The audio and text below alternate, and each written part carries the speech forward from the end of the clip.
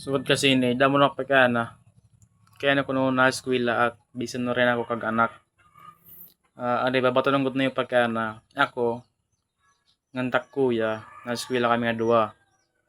May dinabulig-bulig ang pagpa-eskwela.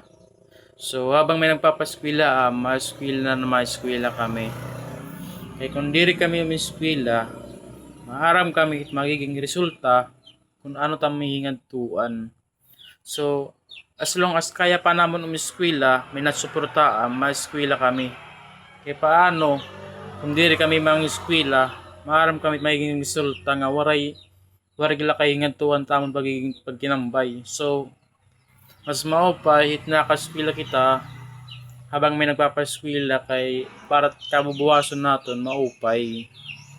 Kasi sige daw, magtinambay ka nga da, magbinarkada ka, paano tim kabubuhason?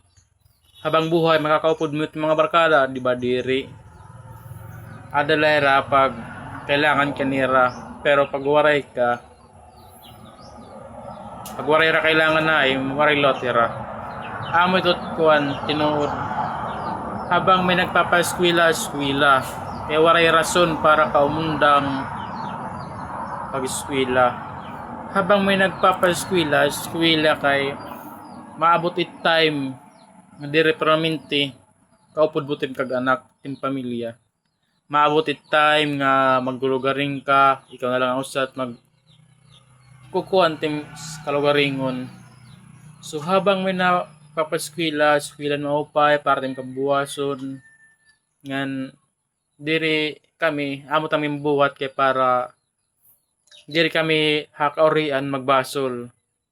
So amo la do para mga napekaan na akon kung piano kami na eskwela para tam kabubuhason diri kami magkuringan diri ramin din namon makakaupod tam pamilya may nagap time nga mabubulag kami era especially kung magpamilya na kami amo la to.